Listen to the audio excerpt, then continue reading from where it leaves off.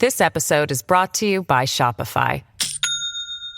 Do you have a point of sale system you can trust, or is it a real POS? You need Shopify for retail.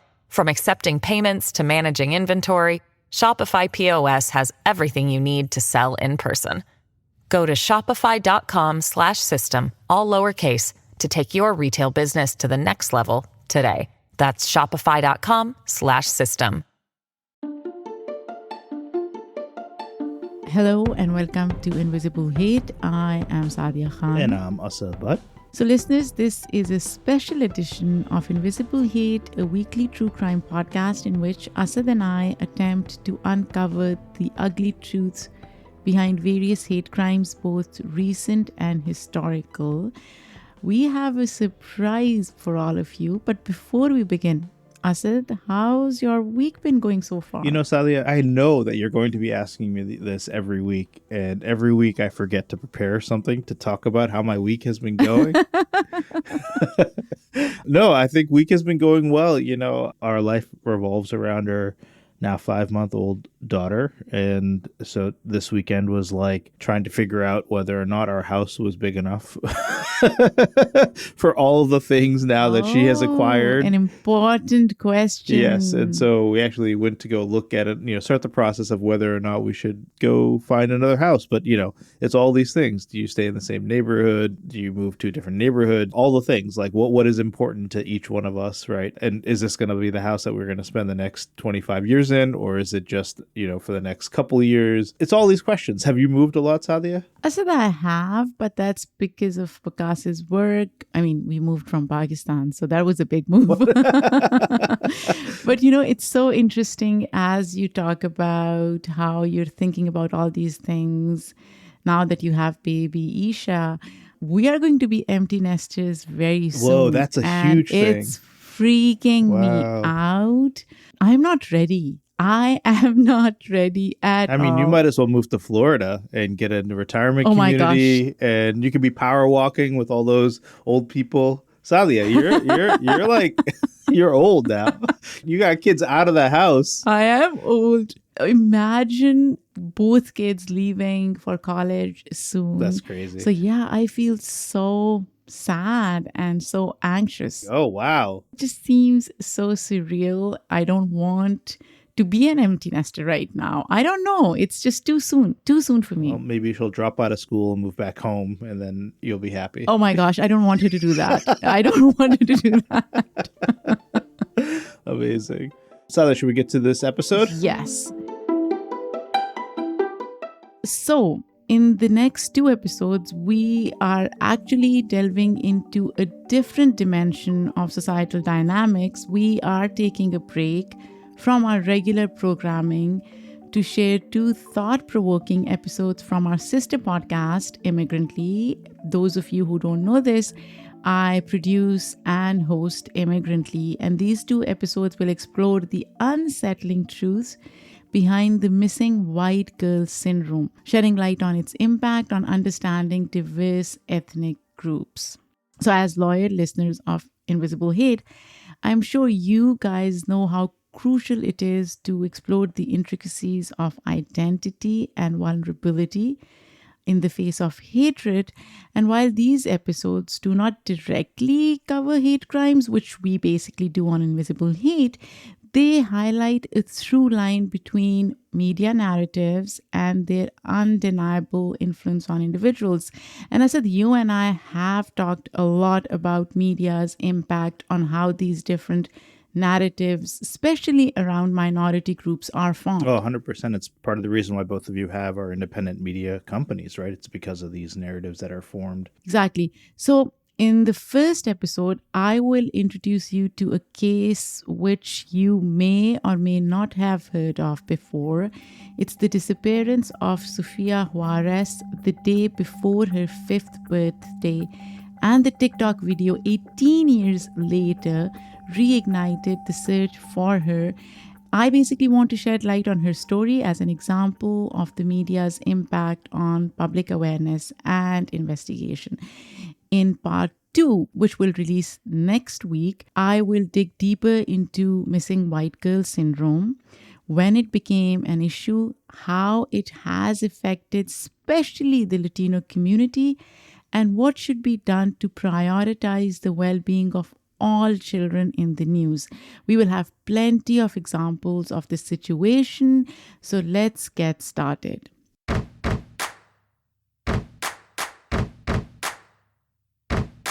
Hello and welcome to Immigrantly, a weekly podcast that is revolutionizing storytelling in America by offering a new kind of intellectual engagement that encourages our listeners to learn and unlearn on their own terms without fear of judgment. Our vision is to normalize the immigrant identity within the American social discourse for a kinder, more humane world.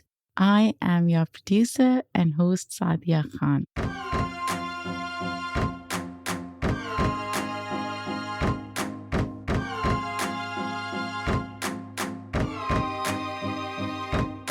As most longtime Immigrantly listeners know, it's usually just me on the mic interviewing a new guest each week. But for the next 2 episodes, our structure will be a little bit different from our usual content. Let me explain to you and give you a little bit of context.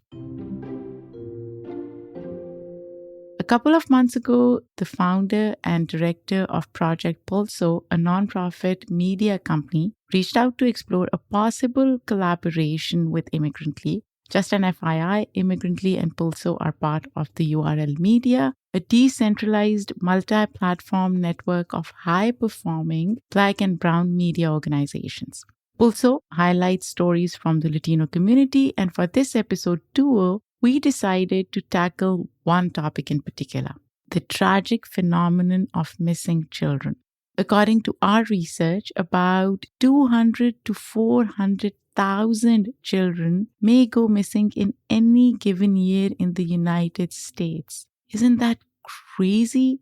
Many of these end up being runaways who return home within a week, but have any of you ever stumbled across those haunting documentaries about a child actually being kidnapped? There's the Casey Anthony trial, the J.C. Dugard story, or the story of Amber Hagerman, who inspired the Amber Alerts you now get on your phone. As a parent myself, kidnapping stories break my heart. They are so terrifying. But as Pulso pointed out in an article from 2021, there's a recurring issue in these missing persons cases that's pretty hard to ignore once you notice it. And that's media coverage. On Immigrantly, time and again, we do stress the disparities that non-white communities in the US face, and unfortunately, this situation is no different. Study after study has found that when it comes to missing children's stories in the news, white children, especially white girls, receive disproportionately more media coverage by far.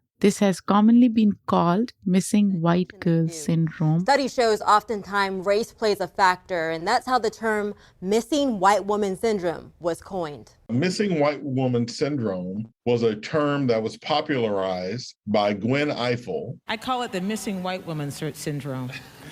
If there's a missing white woman, we're going to cover that every day.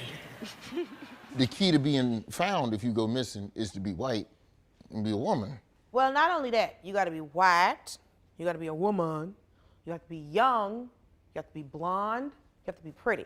Despite minorities experiencing disproportionately high rates of disappearance, their stories are not as widely circulated in the news, which is so sad. Now, of course, any missing child calls for an urgent action. I am in no way suggesting that white children shouldn't be in the media, and I'm always hoping the best for any child or family in this situation. Guys, I am a mom, right? So I know what that pain, I shouldn't say I know, but I can pretty much speculate what that pain would look like.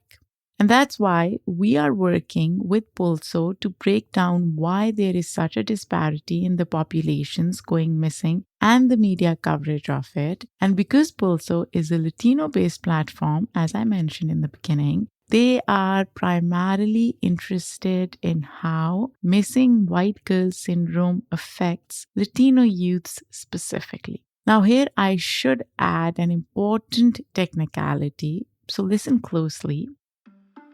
Latino and Hispanic identities encompass multiple races. There are white Latinos, Black Latinos, Asian Latinos, and Latinos who don't even identify with any of those categories. So, yes, a missing white girl can be Latino, but it's also important to remember the other factors that may come into play here. Unfortunately, complexion, class, and immigration status matter in media bias. So the experience of a darker skinned or Black Latino boy, for example, is not the same as a white Latina girl. But don't worry, we will break this down further later. I hope you stay with us throughout this episode because it is such an incredibly important conversation. This episode is brought to you by Shopify.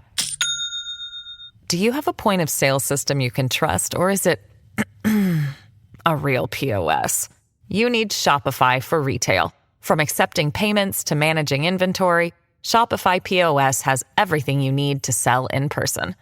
Go to shopify.com/system, all lowercase, to take your retail business to the next level today. That's shopify.com/system. Remember, we have 2 whole episodes planned out for this topic. So for now, let me just explain how this will work. In this first episode, I'm going to introduce you to a case you may or may not have heard of before. It's the disappearance of Sofia Juarez the day before her 5th birthday and the TikTok video 18 years later that reignited the search for Sofia. I want to shed light on her story as an example of the impact that media can have on public awareness and investigation. Then in part 2, next week, we'll dig deeper into missing white girl syndrome, when it became an issue, how it has affected the Latino community specifically, and what should be done to prioritize the well-being of all, and I really mean all children in the news. We'll have plenty of examples of the situation, so please stay tuned for next episode as well. But for now, let's start with part 1, the disappearance of Sofia Juarez. Tonight we have new information from the Kennewick Police Department. The search continues for Sofia Juarez. We are going to find out what happened to her and who's responsible. It's been very hard as just witnessing the ache and the suffering and the pain that it has taken on this family. In April of 2021, only 2 years ago, a TikTok account called AKIAYA posted this video. Pero ya no tiene ganas de seguir cumpliendo, ¿sí? Pues por el momento no, porque estoy muy ocupada. Está muy ocupada para seguir cumpliendo años. Now that was an excerpt from a 30-second interview between the TikTok user and a young woman in Mexico. Now, for plenty of people, including me, I am sure the video doesn't seem like much, especially for those of us who don't speak Spanish. The video probably flew under the radar of the For You page at first, but for many other users, the video struck a shockingly familiar chord. The young woman in the interview looked a lot like Sofia Juarez, a little girl who went missing back in 2003, the night before her 5th birthday. You know the eeriest part? The young woman in the TikTok believes that she too was kidnapped as a little girl, and she says she is 22 years old, almost the age that Sofia would have also been in 2021. And when this video came out, there began a resurfacing of a missing child case that had long since been gone unresolved. Could this TikTok account really help uncover a lead? Well, that was the hope. But before we talk about the video and the girl in the video in detail, Let's rewind 20 years ago to February 4th, 2003 and unravel what would become the first ever Amber Alert in the state of Washington.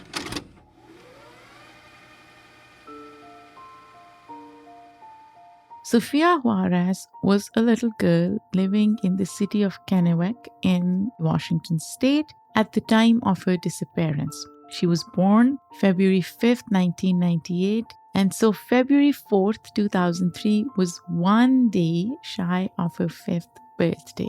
At around 8 p.m. on February 4th, Sofia's grandmother's boyfriend, a man named Jose Lopez Torres, asked the kids in the family, including Sofia, if they wanted to come with him to the store a few blocks away.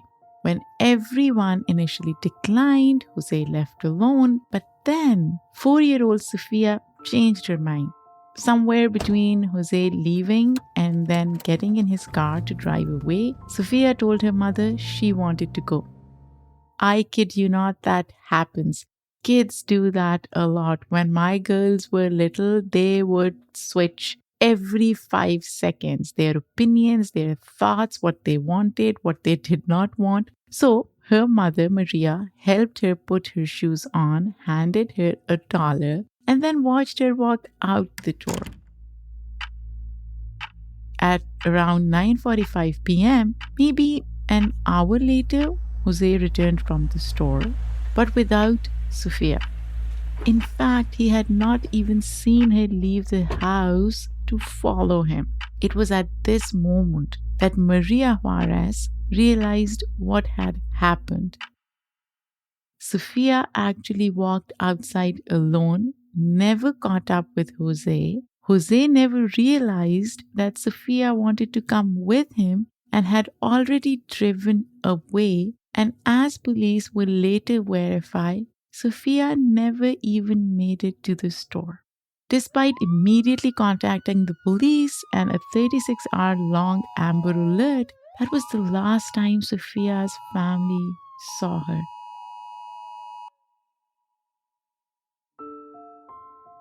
And listeners, this breaks my heart. An almost 5-year-old girl goes missing. Imagine what must be going through her parents' mind. And as I mentioned before, this was the first Amber Alert in the state of Washington, even though the Amber Alert system officially began in 1996 out of Texas. I would like to think it was the first because nobody else went missing before, but that seems a bit hard to believe.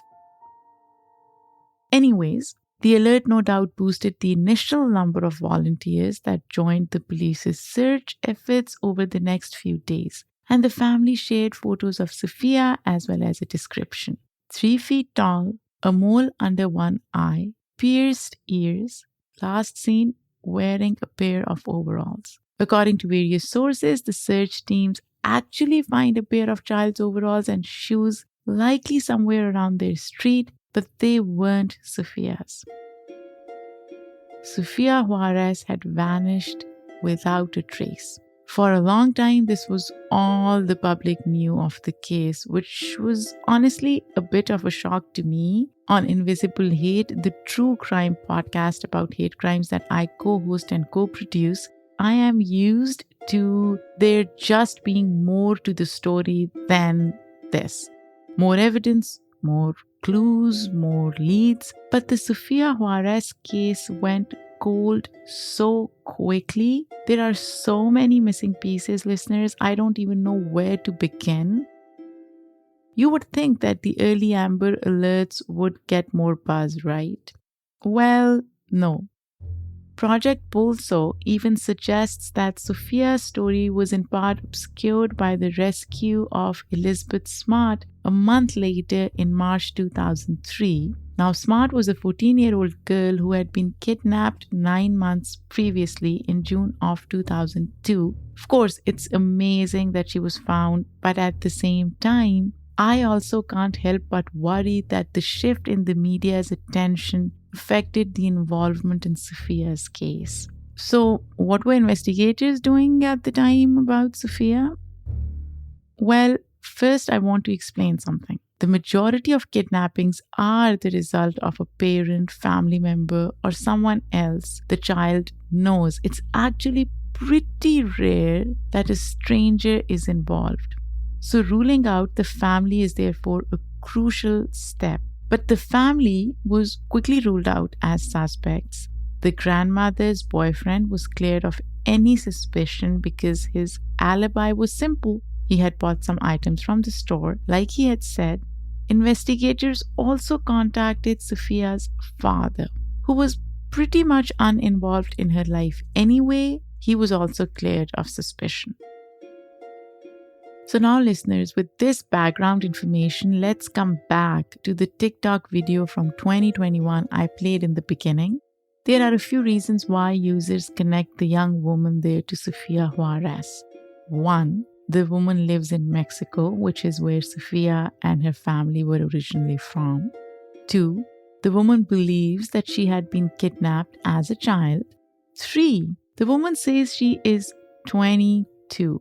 Now, Sofia would have been 23, but the ages are close enough that various comments on the video suggested that maybe the woman herself was unclear about the exact date of her birthday, which really makes sense to me. I mean, she had been kidnapped at a very young age, right? It would make sense if she got the dates slightly wrong. And 4, to many users, the young woman just looked a lot like Sofia did.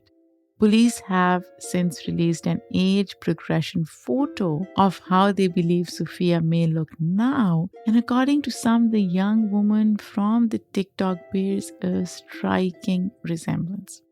So you can imagine why that TikTok becomes such an important piece of potential information. Otherwise, there isn't a whole lot of details illuminating Sofia's disappearance. As I said, there isn't much information. So amazingly, that 30-second interview kickstarts a new wave of investment in Sofia, from regular people to law enforcement alike.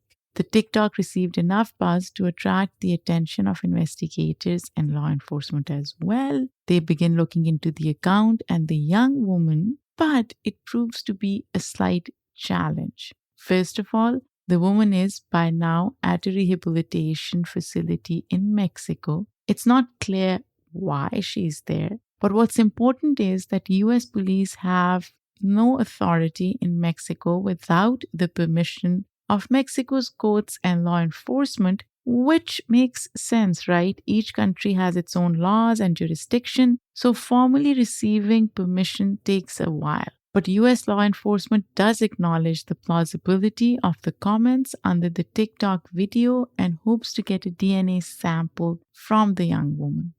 In the meantime, the Kennewick Police Department receives numerous tips with information that they had never, and I mean never, heard before in the 18 years since Sofia's disappearance. With this new influx of info, they decide to release some information of their own that they had kept confidential since 2003. I honestly don't know why they did that, but I think I have some idea, and I will explain soon. The most important information is as follows. Apparently, on the night of February 4th, 2003, a witness had seen someone walking with a little girl that matched Sofia's description. That suspicious someone was described as a young Hispanic boy, somewhere between 11 and 14 years old. This boy led the little girl to a silver or gray van parked on a side street. And apparently the boy was laughing while the little girl, who may have been Sofia, was crying as they walked. The witness had not thought this incident was worthy of police intervention until the alerts about Sofia were officially aired. Pretty significant information, right? I know. According to one Kennewick police officer, Lieutenant Aaron Clem, in an NBC News source, the police kept this information from the public because they were actively using it to help find the suspect. Until now. We didn't want to put the information out to the public because we were looking for the suspect at that time, and we didn't want the suspect to know that we had a detailed description. But now police have Now, released I am not a police officer. I am not in law enforcement, so I don't know the logic. I will trust the police here and go by the logic that they've given us. But anyways, in the wake of the TikTok, they figured it would help if more of the general public had this information, obviously 18 years later. And honestly, that's one of the most important parts of this story, at least in my opinion. The point is, and I want you to pay close attention, visibility matters. There's been this massive resurgence in the search for Sofia Juarez because of a 30-second clip on TikTok. Honestly, listeners, it's amazing and makes me think that TikTok isn't just a doom scrolling rabbit hole. And on the other side of things, what would we know about this case without this media boost? Not much, right? Would investigators have released this additional information? I don't think so. So, this shows me that the amount of media attention we give to any one story can cause a domino effect of real life progress.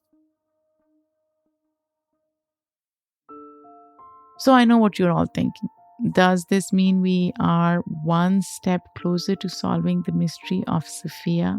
Unfortunately, the girl from the TikTok does not turn out to be Sofia.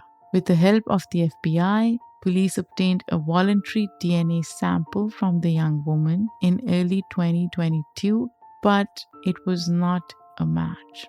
At the very least, I still hope that young woman herself gets some sort of help, because remember that she still seems to have had some type of trauma in her backstory. She is not Sofia Juarez, but she is someone. Her identity has remained private out of respect, but it's important to keep her in mind as well.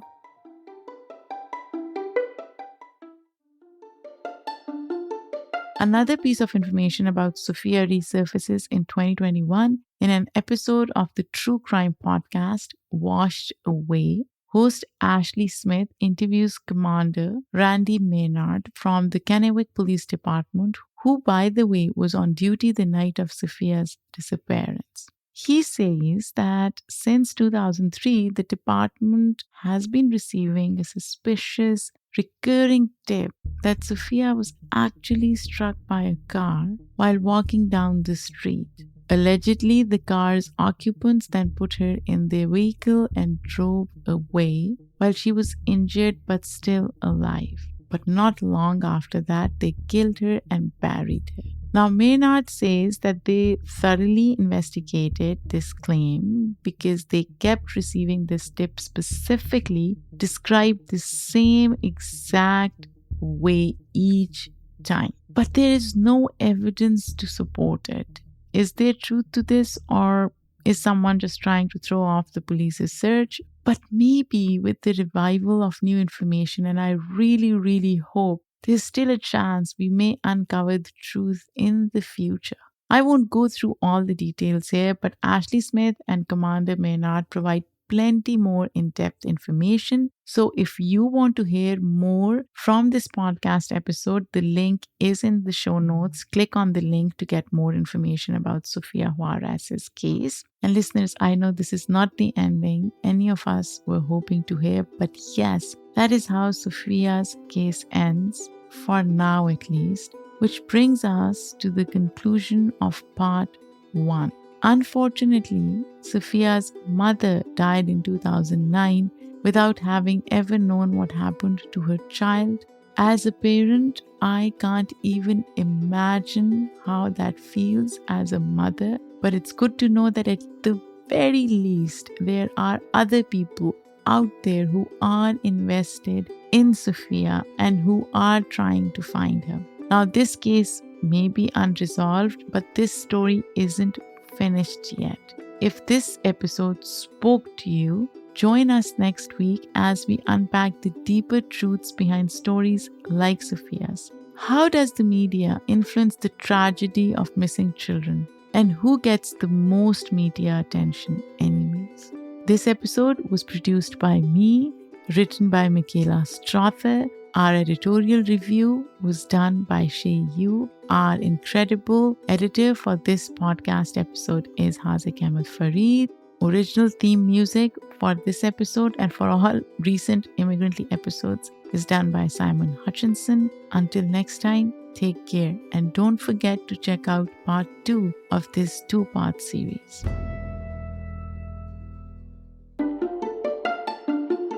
Thanks, everybody, for listening to this special edition of Invisible Hate. If you want to learn more, please check out the links in the show notes about the case. Please also email us your thoughts about this story or any other story that you think we should cover. You can reach us at info@invisiblehatepodcast.com. You can also tweet us or hit us up on Instagram. Just search for Invisible Hate Podcast. Until next time, I'm Asad Butt. And I'm Saadia Khan. Take care.